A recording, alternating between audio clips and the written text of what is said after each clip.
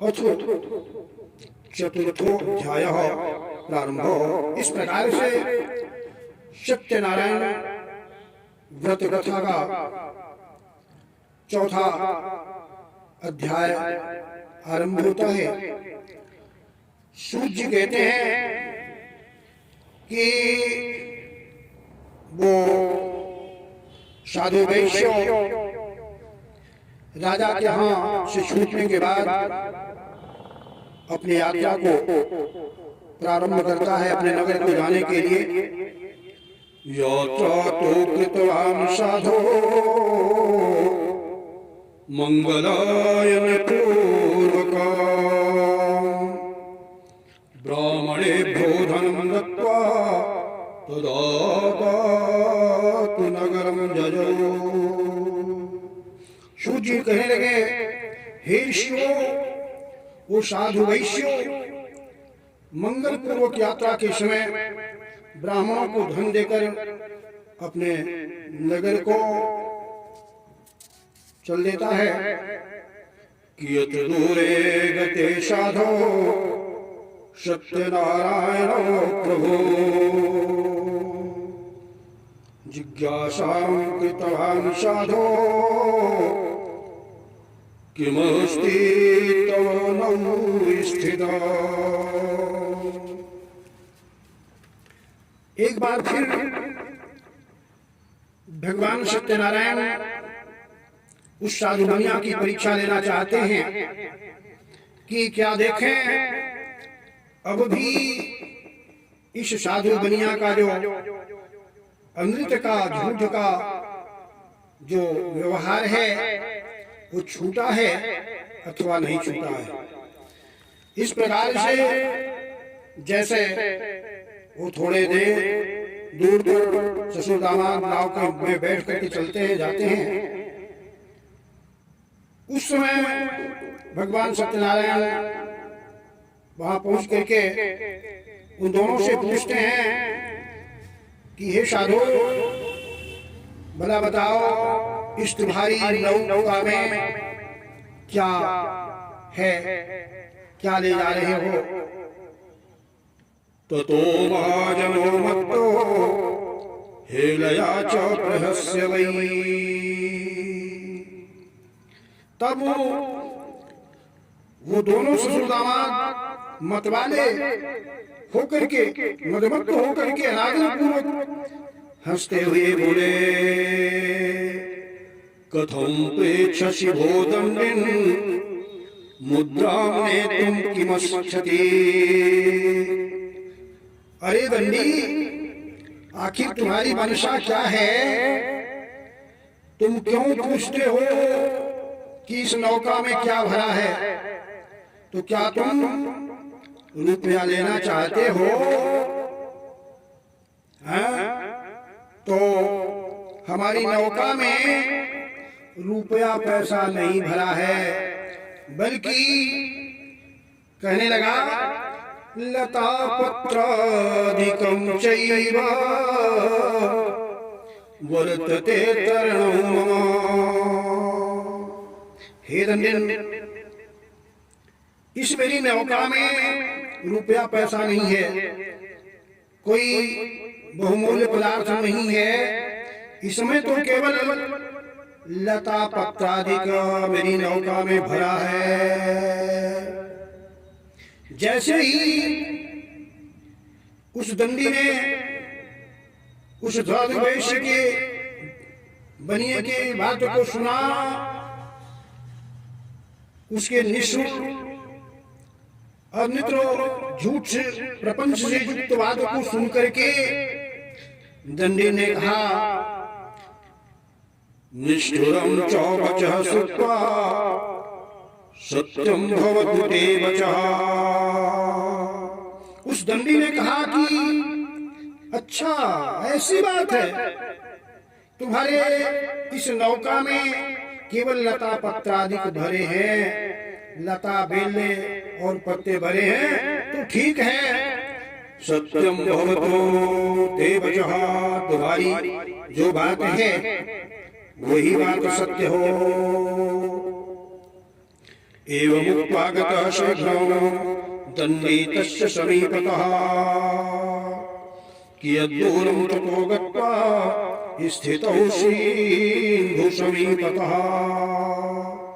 यह कहकर वो दंडी सन्यासी जो थे शीघ्र वैश्य के पास चलकर थोड़ी दूर जाकर के समुद्र के किनारे पर ही रुक जाते हैं।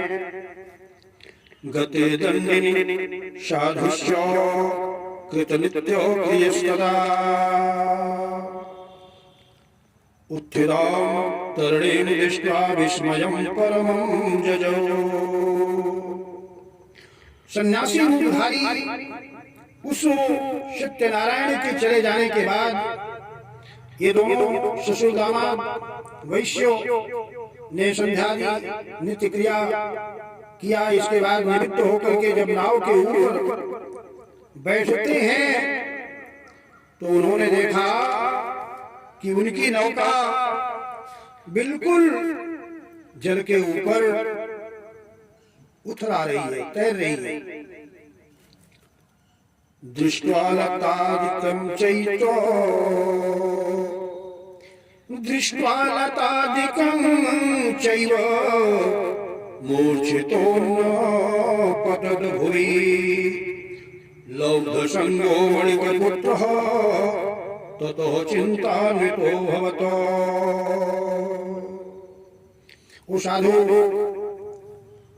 वनिया जो था वास्तव में बड़ा झूठ और फरे वाला था ही। वो हमेशा हमेशा असत्य का आचरण करता था, अनित का आचरण करता था। इस कारण से उसे बारंबार भगवान नारायण दंड दे रहे हैं। और जब उसने देखा कि उसकी नौका में वास्तव में लता पत्रादि भरा हुआ है तो वो उसे देख करके मूर्छित हो जाता है। मूर्छित होकर के भूमि पर गिर गया। और जब उसे थोड़ा सा होश आया, चेतना आई, तो वह बड़ा ही चिंता से युक्त हो गया। तदा दुहितो कांतो वचनं चेदमब्रवीत। तब उसका जो दामाद था अपने ससुर उस वैश्य से बोला, साधु मुनिया से बोला, अरे आप क्यों शोक कर रहे हो? आपने खुद ही तो कहा था उस दंडी स्वामी से कि मेरी नौका में लता पत्रादि भरा है, क्या तुम धन की इच्छा कर रहे हो? क्या मेरा धन लेना चाहते हो? तो इसमें कोई धन नहीं है, ऐसा आपने ही तो कहा था। शायद उसी दंडे ने जो शाप दे दिया कि सत्यम भूतते वचः, तुम्हारी वाणी ऐसी ही हो जैसा तुम कह रहे हो, तो ऐसा हो गया। अब पछताने से क्या होगा? शक्यते तेन सर्वं हि कर्तुं चात्र न संशयः। अरे ससुर जी, वो भगवान बड़ा ही समर्थ है, वो सब कुछ करने में सामर्थ्यवान है। इससे उन्हीं की शरण में चले जाना हम लोगों के लिए अच्छा है, तभी हम लोगों के मनोरथ पूर्ण हो सकते हैं, अन्यथा नहीं। उसने कहा कि चलो अतस्तः शरणं जामः। हमें उस दंडी स्वामी के चरण में गिर करके उनसे क्षमा याचना करनी चाहिए कि महाराज, हमारी बात को, हमने जो आपसे झूठ बोला उसे क्षमा कर दीजिए। जामातु वचनं श्रुत्वा तत्सकाशं गतस्तदा दृष्ट्वा च दण्डिनां भक्त्या नत्वा प्रोवाच सादरम्। दामाद के ऐसे वाक्य को सुन करके, वचन को सुन करके वो दंडी वैश्य जो है वो दंडी भगवान के पास जाता है और उन्हें देख कर भक्ति से उन्हें प्रणाम करता है, सादर उनके चरणों में गिर करके क्षमा मांगने लगा, कहने लगा क्षमस्व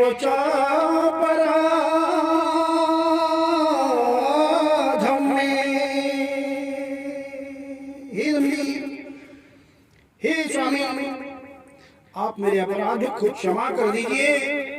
मैंने आप से झूठ बोला। जदो तुम तव सन्निधौ, आपके पास जो मैंने झूठ कहा उसको आप क्षमा कर दीजिए। एवं पुनः पुनः नक्त्वा महाशोकाकुलो भवतो, उस दंडी स्वामी के चरणों में बारंबार गिरता है, पड़ता है। दंडिन भगवान मुझे क्षमा कर दीजिए, मैंने आपसे झूठा कहा और आपने साफ जो दे दिया है, आप कृपा करके मेरे पर दया करिए। प्रोवाच वचनं दंडी विलपन्तं विलोक्य मारोदीह शृण्वद्वाक्यं मम पूजा बहिर्मुखः। वो दंडी स्वयं भगवान नारायण ही थे जो कि उसकी परीक्षा ले रहे थे। जब उसने बारंबार उनकी प्रार्थना किया, भगवान भी प्रसन्न हो जाता है, इसीलिए दयालु कहलाता है। वो कृपालु उसका नाम ही है। वो अपने भक्त के अपराध को क्षमा कर देता है। अगर कोई भक्त हो उनके शरण में जाता है। उन्होंने कुछ विलाप करते हुए दंडी से कहा कि ठीक है वैश्यो बनिए, मारो दी है, तुम रो नहीं, तो मेरे बात को सुनो। अरे तुम तो मम पूजा बहिर्मुखा, तुम बारंबार मेरी पूजा से तो बहिर्मुख हो गया है। अर्थात जब भी मेरी पूजा करनी होती है तब भी तुम मुझे विस्मृत कर जाता, भूल जाता है। ममाज्ञाच विरुद्धे लब्धं दुःखं हे दुर्मति, हे दुर्बुद्धे, हमारी ही आज्ञा से बारंबार तुम्हें इस प्रकार का दुख मिल रहा है। तत् श्रुत्वा भगवद्वाक्यं स्तुति कर्तुं समुद्यतः। जब साधु बनिया ने उस दंडी स्वामी नारायण की बात को सुना तो उसका हृदय द्रवीभूत हो जाता है। भगवान के चरणों में पढ़ करके, दंडी स्वामी के चरणों में गिर करके वो बारंबार भगवान नारायण का स्तुति करने लगा। साधु उवाच, साधु मुनिया स्तुति करता है भगवान नारायण का। त्वन्मयो मोहितः सर्वे ब्रह्माद्याः त्रिदोषः। हे भगवान, आपकी माया बहुत बड़ी है। इस संसार में, इस जगत में, इस जगत के अलावा भी देवता लोग भी आपकी माया से हमेशा व्यामोहित होते रहते हैं। न जानन्ति गुणान् रूपम्, आपके गुणों को नहीं जान पाते हैं, आपके स्वरूप को नहीं समझ पाते हैं। तव आश्चर्यमिदं प्रभो, प्रभो जब देवता लोग आपकी माया से व्यामोहित हो जाते हैं तो हम तो सामान्य से मनुष्य हैं। इसलिए हे प्रभु आप हमें क्षमा कर दीजिए। मूढ़ो त्वां कथं जाने, हे प्रभु हम तो मूर्ख हम आपकी माया को समझ नहीं पा रहे हैं, हम आपके अस्तित्व को, आपकी व्यापकता को पहचान नहीं पा रहे हैं। क्यों कि हम आपकी माया से हमेशा व्यामोहित होते रहे हैं। प्रसीद पूजयिष्यामि यथा विभवभीष्टरै। फिर उसी बात को दोहराने लगा, कहने लगा प्रभु आप मेरे ऊपर प्रसन्न हो जाइए, मेरी गलती को आप क्षमा कर दीजिए, मुझे माफ कर दीजिए, मैं अब की बार आपको नहीं भूलूंगा। मैं घर पहुंचते ही अपने सामर्थ्य के अनुसार आपकी पूजा को, आपके व्रत को करूंगा।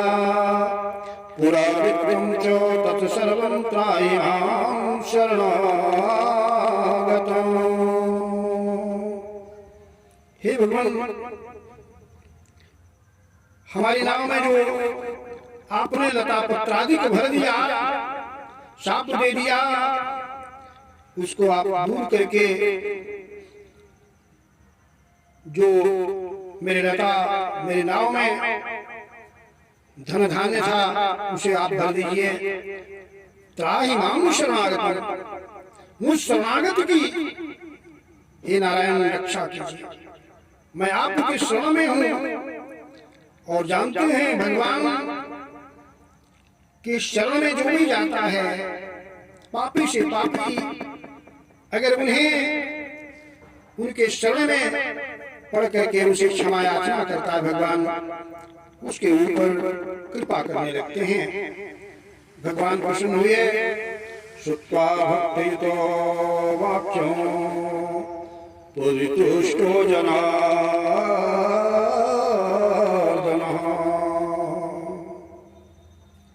उसके भक्तियुक्त वाणी को सुन करके, उसके रुदन को सुन करके वो नारायण संतुष्ट हो गए और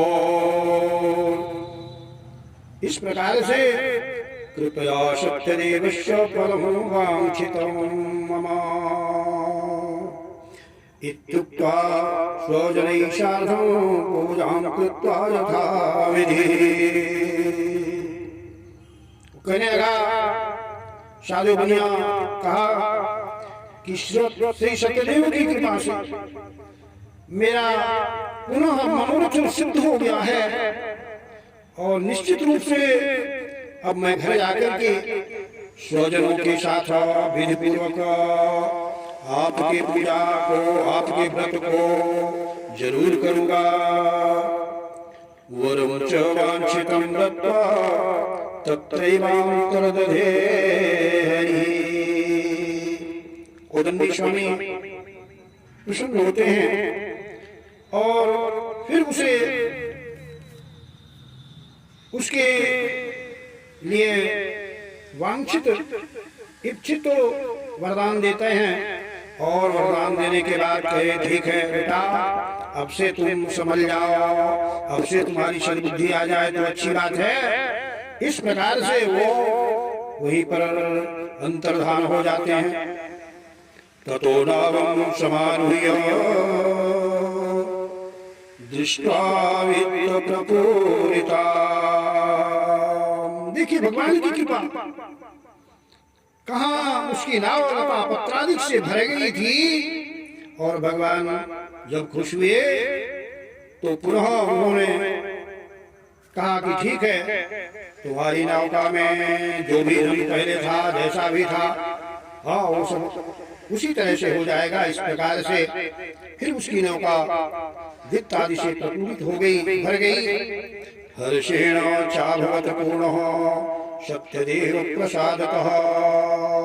भगवान सत्यनारायण की दया से वो बड़ा ही साधु बनिया प्रसन्न हुआ और दोनों नावों को युक्त करके ये दोनों ससुर दामाद अपने देश को के लिए चल देते हैं। साधुर्जामा परमराः पश्यरत्ने पुरे मम। चलते चलते कुछ देर के बाद ये दोनों अपने नगर को पहुंचते हैं और कुछ देर रुकने के बाद साधु वैश्य अपने दामाद से कहने लगा कि देखो दो की मेरी रत्नपुरी नामक नगरी आगे दिखाई दे रही है। दूतम च प्रेषयामास निज वित्तस्य रक्षक। अब वो साधु बनिया अपने धन धान्य की रक्षा करने वाले दूत को गांव में भेजता है, अपने नगर को भेजता है समाचार कह करके। दूतोऽसौ नगरं गत्वा साधुर्विलोक्य च प्रोवाच वाञ्छितं वाक्यं नत्वा बद्धाञ्जलिस्तदा। दूत नगर में जाकर के वैश्य की भार्या लीलावती को देख करके हाथ जोड़ करके प्रणाम करता है और उसने उससे प्रिय वचन कहा। क्या कहा? निकटे नगरस्यैव जामाताशकुतो वणिको आगतो बन्धुवर्गैश्च वित्तैश्च बहुभिर्युतः। उसकी पत्नी लीलावती से कहा कि श्रीमान लाला जी अपने बंधु वर्गों से के साथ धन और जमाई के समेत सहित नगर के पास आ चुके हैं। श्रुत्वा दूतमुखाद् वाक्यं महाहर्षवती शते सत्य पूजां ततः कृत्वा प्रोवाच तनुजां प्रति। अब जैसे ही उसकी पत्नी लीलावती ने इस प्रकार के वाक्य को दूत के द्वारा कहे गए वचन को सुना, इतनी प्रसन्न हुई, हद से गदगद हो गई और उसने सत्यनारायण की उस समय पूजा भी कर रही थी और पूजा ही परिपूर्ण हुई थी और उससे रहा नहीं गया। उसने अपने पुत्री से क्या कहा? प्रोवाच तनुजां प्रति। अपनी पुत्री से कहा ब्रजामि शीघ्रमागच्छ साधु संदर्शनाय च। मैं तो हे बेटी उस लाला को तुम्हारे पिताजी को देखने के लिए जा रही हूँ और तुम भी जल्दी शीघ्र ही कथा का कुछ सुन करके व्रत का पालन करके चली आना। ऐसे माता के वचन को सुनकर के लीलावती भी व्रत को समाप्त कर देती है। प्रसादम चौपरित्यज्य। उसकी पुत्री से भी नहीं रह गया क्योंकि बहुत दिनों के बाद उसका पति जो है और पिता दोनों आ ही रहे थे और इसने व्रत को समाप्त कर लिया। व्रत को समाप्त करने के तुरंत बाद उसने प्रसाद को भी नहीं खाया, छोड़ करके गताशा पतिम प्रति वो अपने पति के दर्शन के लिए भागती हुई दौड़ती हुई जाती है। तेन रुष्टः सत्यदेवो भरतारं तरणीं तथा संहृत्य च धनमें सार्धं जले तस्यावमज्जयत। पुनः देखिए उधर तो उसे दुखी हो रहा था नारायण के कारण से। अब इधर इन कलावती और लीलावती दोनों ने ही भगवान का तिरस्कार किया। व्रत तो किया लेकिन व्रत का पूर्णता नहीं की और प्रसाद तक ग्रहण नहीं किया, तुरंत भागती हुई गई।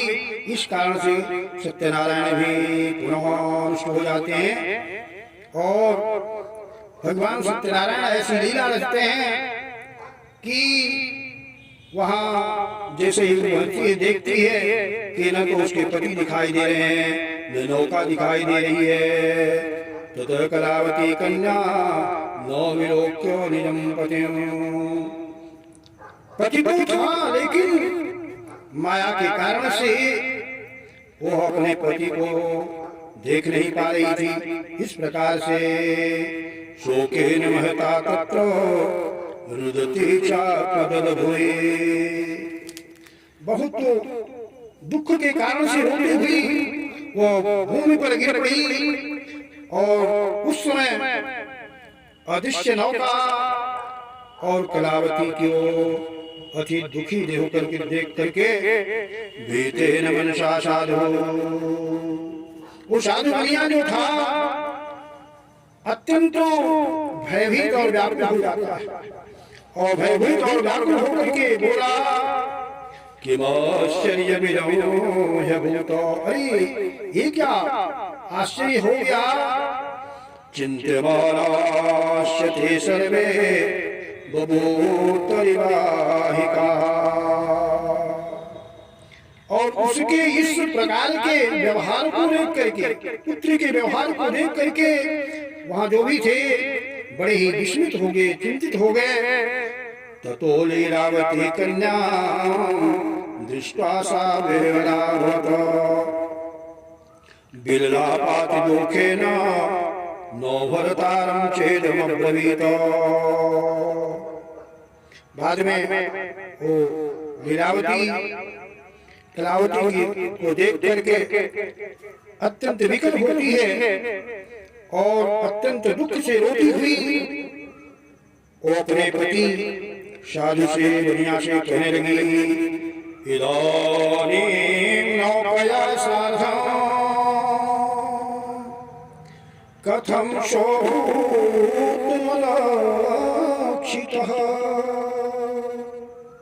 आप तो दिखाई दे रहे हैं पतिदेव, लेकिन मेरे दामाद नौका के साथ हम लोगों को दिखाई नहीं पड़ रहे हैं। आखिर क्या बात है। न जाने कस्य देवस्य हेलया चैव साहिता। अरे पता नहीं किस देव के अनादर के कारण से, हम लोगों ने किस देवता का अनादर किया जिसके कारण से हमारी नौका हर ली गई है। सत्यदेवस्य महात्म्यं ज्ञातुं वाक्येन शक्यते।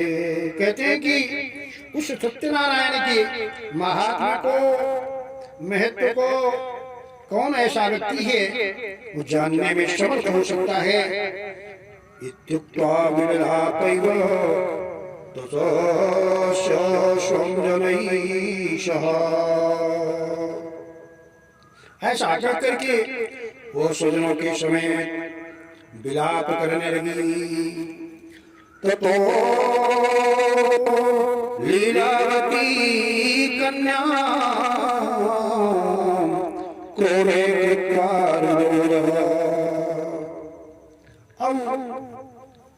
लीलावती अपनी पुत्री कलावती को, कन्या को अपने क्रोध में, अपनी गोदी में भर करके जोर जोर से रोने लगती है। ततः कलावती कन्या नष्टे स्वामिने दुखिता। और कलावती भी अपने स्वामी, अपने पति को नहीं देख पा रही थी। विनष्ट जान करके, नष्ट जान करके, अदृश्य जान करके वो बड़ी दुखी होती है। गृहीत्वा पादुकान्तश्च अनुगन्तुम् अनुददे।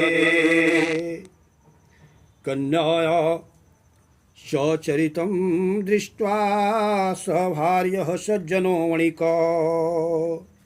इस प्रकार से पति की खड़ाऊ को लेकर के वो सती होने का निश्चय करने लगती है।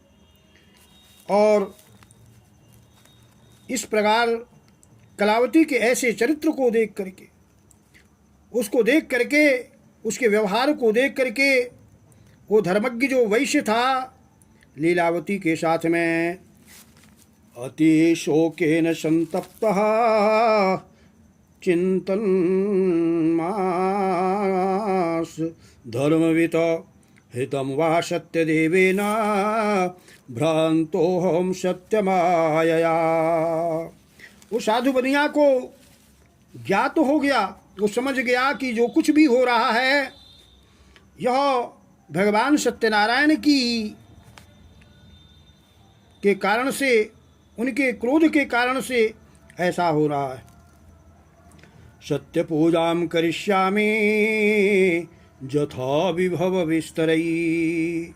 अब वो बनिया, वो साधु बनिया अपने मन में फिर इसी बात का संकल्प करने लगा, प्रभु आप मेरी इतनी परीक्षा न लो, मैं आपकी पूजा को, सत्यनारायण भगवान की पूजा को श्रद्धा के अनुसार करूँगा। ऐसा अपना मनोरथ सबको बुला करके उसने सुनाया। नत्वा च दंडवद भूमौ, और वह दंड की भांति पृथ्वी पर गिर पड़ा और बारंबार भगवान सत्यदेव को नमस्कार करने लगा। सत्यदेवं पुनः पुनः ततः तुष्टः सत्यदेवो दीनानां परिपालकः। इस प्रकार से उसको दुखी देख करके, अत्यंत करुणा से युक्त होकर के वो सत्यनारायण भगवान पुनः संतुष्ट होते हैं और वो भक्त वत्सल प्रसन्न होकर के जगाद वचनम चैनम कृपया भक्तवत्सल, उन्होंने कृपा करके वचन कहा कि उसी समय एक आकाशवाणी होती है। आकाशवाणी हुई कि त्यक्त्वा प्रसादं ते कन्या पतिं द्रष्टुम समागताः। अरे साधु, हे वणिको, ये जो तुम्हारी बेटी कलावती है ना, ये मेरे प्रसाद को छोड़ करके, इसने प्रसाद को ग्रहण नहीं किया, ये उतावली होकर के भागती हुई चली आई और इसी कारण से इस प्रकार के वो दुख को देख रही है। अतो अदिष्टः भवत्तस्या कन्यकाया पतिध्रुवं गृहं गत्वा प्रसादं च भुक्त्वा सायाति चेत् पुनः। उस नारायण ने, उस आकाशवाणी ने का से उसे मालूम हुआ, आकाशवाणी से उसे ज्ञात हुआ कि अगर तुम्हारी पुत्री यहाँ से जाकर के फिर घर जाए और प्रसाद को भक्षण करके, प्रसाद को ग्रहण करके अगर वो आएगी तो उसे उसके पति का दर्शन हो जाएगा। लब्ध भरते श्रुता साधो भविष्यति न संशयः। हे वैश्यो, निसंदेह इसका जो पति है इसको अवश्य मिल जाएगा, इसमें संशय नहीं है। कन्यका तादृशं वाक्यं श्रुत्वा गगनमंडलात्। और जब कलावती ने इस प्रकार की आकाशवाणी को सुना तो क्षिप्रम तदा गृहं गत्वा प्रसादं च बुभोज सा। वो दौड़ करके घर जाती है और घर जाकर के भगवान के चरणों में गिरती है, बारंबार क्षमा याचना करती है, मांगती है, प्रभु मैंने बहुत बड़ी गलती किया, मैं भागती हुई चली गई अपने पतिदेव को देखने के लिए, ऐसा मुझे करना नहीं चाहिए था, लेकिन हे नारायण मेरी ईशो धृष्टता को आप क्षमा कर दीजिए। सा पश्चात् पुनरागत्य ददर्श सुजनम पतिम। उस आकाशवाणी ने कहा कि जब ये फिर लौट कर यहाँ आएगी तो निश्चित रूप से वो अपने पति के दर्शन को पाएगी। ततः कलावती कन्या जगाद पितरं प्रति इदानीं च गृहं जाहे विलम्बं कुरुषे कथं। फिर कलावती अपने पिता से बोली, अब घर चलो हे पिताजी, और मैंने अब अपने पति का दर्शन कर लिया है। तत्सुत्वा कन्यका वाक्यम संतुष्टो भूत बड़े सुतः। देखिए, भगवान की माया बड़ी ही निराली है। गीता में भगवान कहते हैं, दैवी ही सा गुणमयी मम माया दुरत्यया। मेरी माया बड़ी दुरत्य है और ये जल्दी छूटती नहीं है, और जो मेरा भक्त मेरे शरण में आता है वही इस माया से विमुक्त हो पाता है। इस प्रकार से उस सत्यनारायण भगवान की कृपा से पुनः वो अपने पति को देखती है, पाती है। पूजनम सत्यदेवस्य कृत्वा विधि विधानतः धनैर्बन्धुगणैः जगाम निज मंदिरं। अब इन दोनों ने निश्चय किया, सभी ने निश्चय किया कि जो भी जैसे भी संभव होगा मैं भगवान नारायण के व्रत का हमेशा हमेशा पालन करूँगे, अपने धन धान्य के अनुसार, सुविधा के अनुसार। तो इस प्रकार से वह साधु बनिया अपने दामाद और पुत्री के साथ घर जाता है, और इस प्रकार से वो पौर्णमास्यां च संक्रांतौ कृतवान् सत्यपूजनम्। हर एक पूर्णिमा को और मकर संक्रांति में नियम पूर्वक भगवान सत्यनारायण की पूजा को करने लगा। इस प्रकार से मित्रों, इस प्रकार से हे सज्जनों, अब उसके जीवन में भगवान नारायण के प्रति इतनी आस्था जग गई कि वो हमेशा भगवान सत्यनारायण को अपने हृदय में बसाने लगा, उनका ही ध्यान करने लगा, और जिसके कारण से वो इह लोके सुखम भुक्त्वा चान्ते सत्यपुरम जजौ। पूजन के प्रभाव से, व्रत के प्रभाव से वह इस लोक में तो अनेक प्रकार के सुखों को भोग करके अंत समय में भगवान सत्यदेव के वैकुंठ धाम को पहुँचता है। इति श्री स्कंद पुराणे रेवाखंडे सत्यनारायण व्रत कथायां चतुर्थोऽध्याय। इस प्रकार से स्कंद पुराण के रेवाखंड में सत्यनारायण व्रत का यह चौथा अध्याय संपूर्ण होता है। एक बार भगवान नारायण के कीर्तन को आप लोग अपने मुखारबंद से कर लीजिए। श्रीमन्नारायण नारायण नारायण, श्रीमन् नारायण नारायण नारायण, लक्ष्मी नारायण नारायण नारायण, सत्यनारायण नारायण नारायण, श्री हरिनारायण नारायण नारायण, श्रीमन्नारायण नारायण नारायण। बोली सत्यनारायण भगवान की जय हो।